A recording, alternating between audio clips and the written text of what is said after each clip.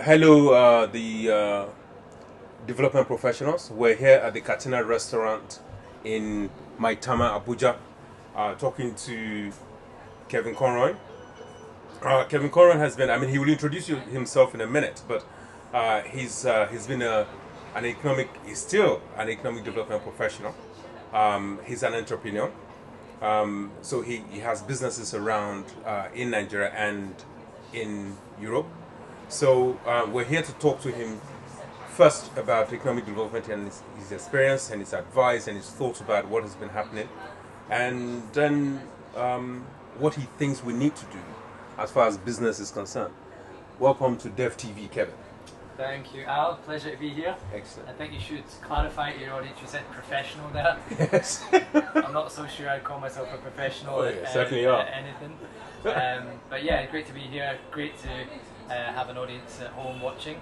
So hi everyone. And this is completely ad lib.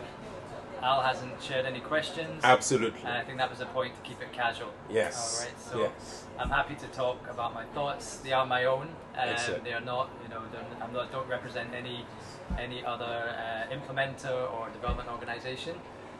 But I do have probably a perspective on being both in the private sector as an entrepreneur, but also in economic development sector as well.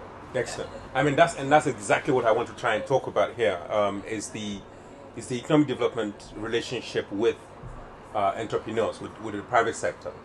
So I know you've managed an economic development project before. What I really like you to do, though, before you talk about the economic development angle, is to talk from a private sector perspective. So how do you see it now that you're on the other side, or you continue to be on the other side?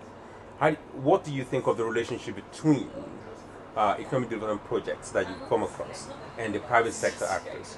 Do we as development professionals understand the language, direction, the cycle of the private sector? Oh, that's a broad question. There's so many different people and personalities and positions in the sector.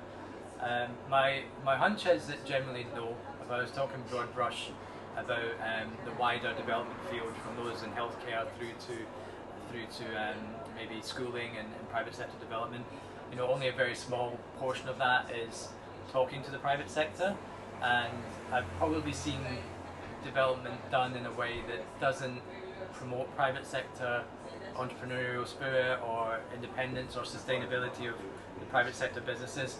I haven't seen that done well very often.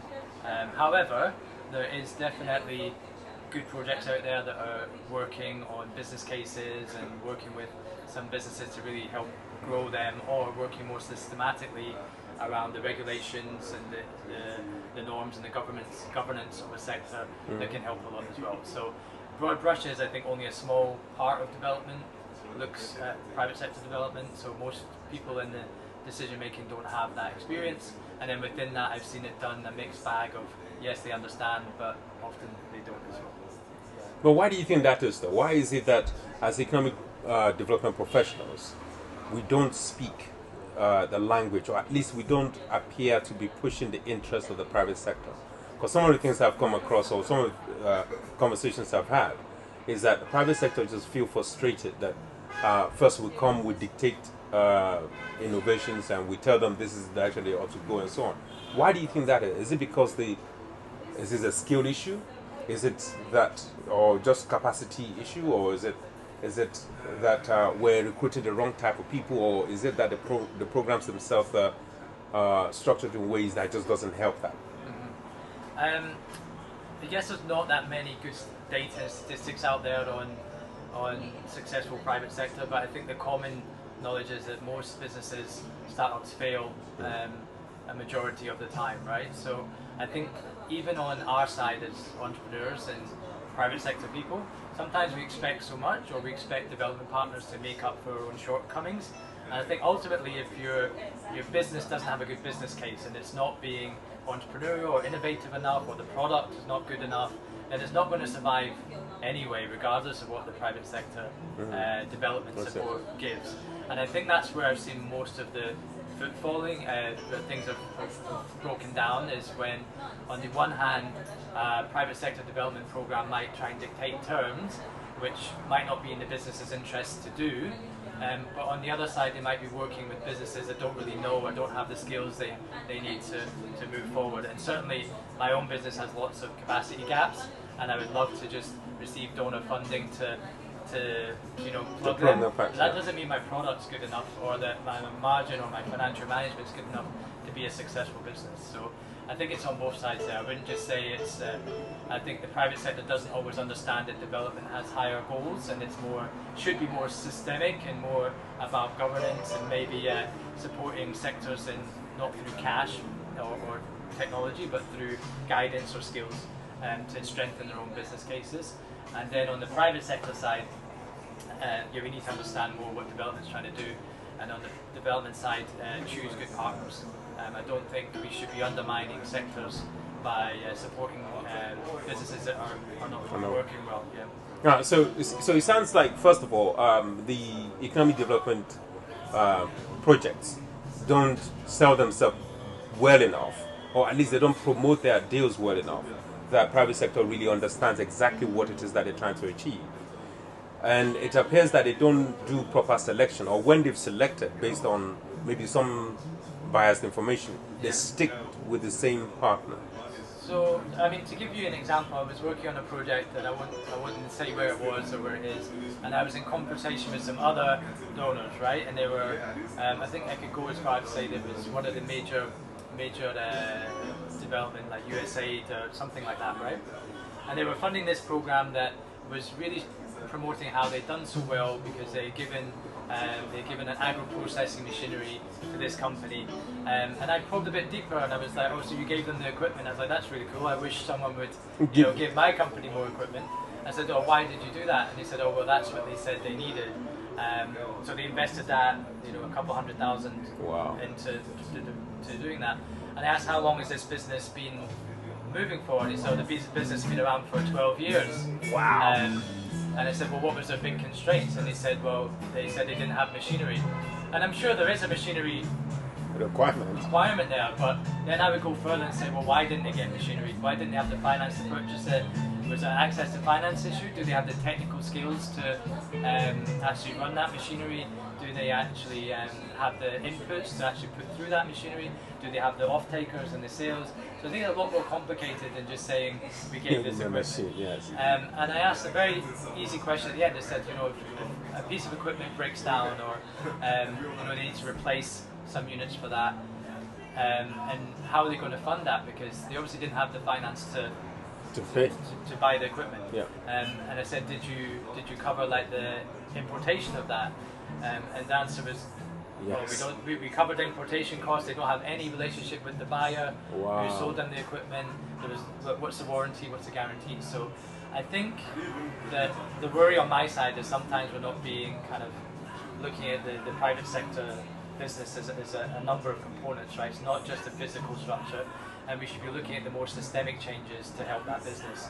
And I'm not saying it's not a good thing that they gave equipment, but there was no option for that producer if that equipment broke down, which shows that it maybe wasn't the best business model they had in the first place. So things like that worry me, and what we're trying to do and what we claim success is.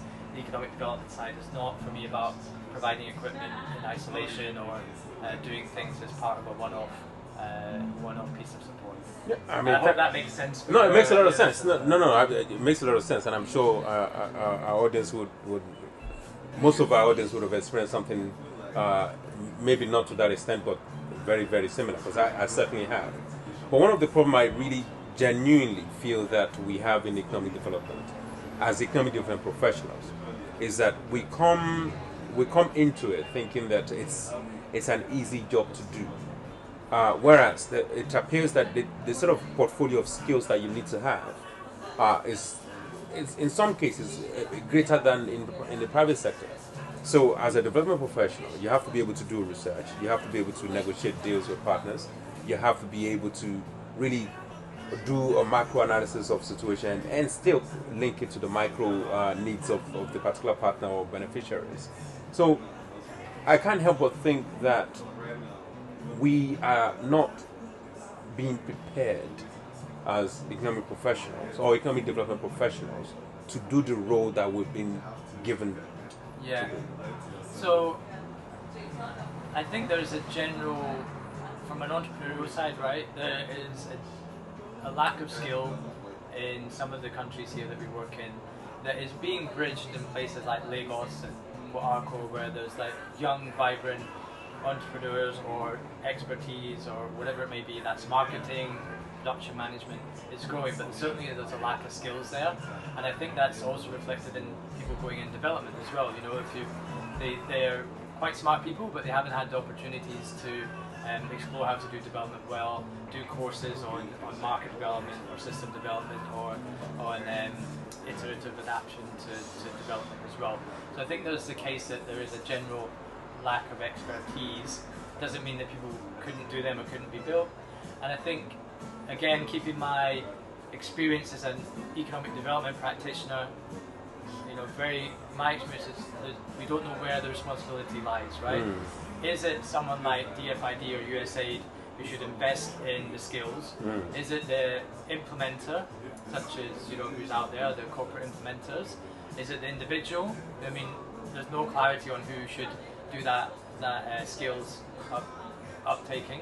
And my contribution to that is that as the industry gets more competitive and people like me and you can move around different implementers and other people can move around different implementers, I think it doesn't fall on them, because quite often the best, or if you want to be the best, you have to work in many different countries and many different projects. Yes. And so I think it's not the implementer right now that should lie with, it should be someone else. Whether that's government, individual, or USA, DFID, I think that's for further discussion. No, excellent. I mean, look, thank you very much for your insight. So I want to wrap this up with the same question I've asked people, which is basically that for somebody that's changing career from something else to economic development, or a young graduate that's coming into economic development, and that person wants to thrive, obviously, in economic development, what would be the advice to these individuals? Because our channel is really created to build capacity through people's experiences. Yeah. So what would you advise? I think that, I mean, I just want to mention this before we wrap up. Like, I do see my role, and I guess many people in development, whether they're a team leader or an advisor, strategic advisor, a daily business advisor, that we should look ourselves as investors, and we've been very privileged to get a set of funds from USA, DFID, CEDA, whoever, and we've been the guardian of those funds. So I think it's our job to invest them, and we should be like a portfolio or an investment manager, that we're investing our own money and we want to see the return from that. And for me, that return is in income in pro-poor households, it could be increased yields in farming, it could be governance changes, regulatory changes. But that's how I look at my role as an investor in projects, and that needs to get returns. And I think if you want to do well in this business, I think if you come with that mindset that you're investing and you want to see results, it's not about the number of days you put in, really. It's not about checking a lot of boxes. It's not about writing reports. It's about getting results for what's been invested and defining what those results are. And very candidly, it shouldn't be like comparing different sectors across different countries on how much income is generated. Yeah. It could be like, I want to see women in employment. It should be a gender issue. It could be disability. It could be a governance change. As long as we define what we're trying to achieve, we're investing in different ways to do that. So on that side, yes. When you also said like how to thrive, you know, I think if you want to do well in this business and make a lot of, let's say, returns for your time, get into monitoring and evaluation. There's certainly a shortage of M&E and MRM people out there, so they seem to get very nice jobs. They're always in demand, let me put it that way. So, yes, that certainly is the case. I wish I was in as demand as... someone who's not an MRM manager and always looking for MRM managers, I think that's a way that there's a skills gap that in demand, and you quickly get picked up for a role. Fantastic. Well, there you have it. This is Kevin Conroy's perspective. We're in Katina restaurant in Maitama as Dev TV continues to tour Nigeria and speak to very senior development practitioners in the country. So I'm hoping that we're contributing to your knowledge and to your awareness of the key issues within development that we really need to attack as a community development professionals. So thank you very much for watching. All right. Thank you for coming. Thank you very much, Al. We should do this again sometime. Oh, absolutely, we will. There's so much more that we keep it short.